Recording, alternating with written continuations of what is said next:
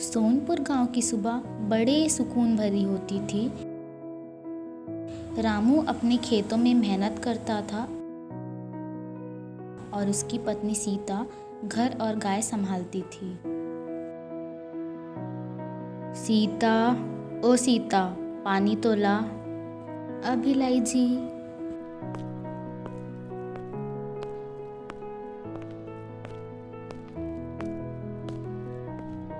कल मुकेश काका फिर दूध मांग ले गए थे। कितनी बार मना किया है। वो बोले उनकी बहू को बुखार है, बच्चा भूखा था। रामू गुस्से में, सारा गांव तेरे भरोसा बैठा है क्या? लोग समझते हैं तू मूर्ख है। मूर्ख तो नहीं हूँ, बस दिल नहीं मानता किसी को मना करने में। मना करना सीख ले, नहीं तो एक दिन सब लुटा बैठेगी। सीता कुछ नहीं बोलती। गांव की औरतों की चुगली हर दिन नहीं होती थी। सीता उनके लिए हंसी का सामान थी। अरे सुना तुमने, कल सीता ने अपने 5 किलो गेहूं भी मुकेश काका को दे दिए।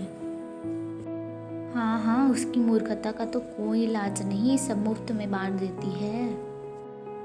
यह सब सुनकर सीता आती है।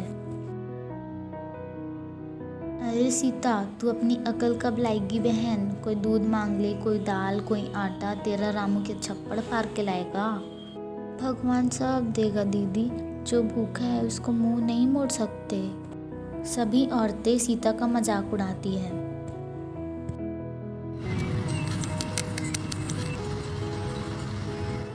रामू खेत में काम कर रहा होता है, तभी वहां नंदू आता है।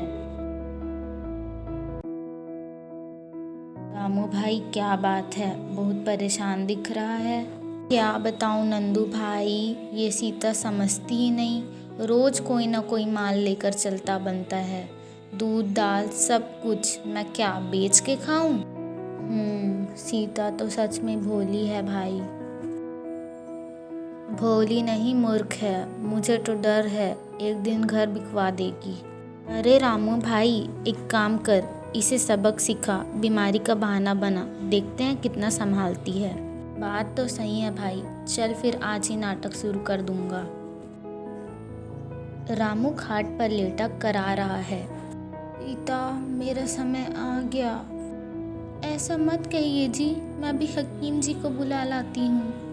नहीं सीता, अब कुछ नहीं होगा। बस एक काम कर, गाय खेत सब बेच दे, मुझे शहर के बड़े अस्पताल ले चल।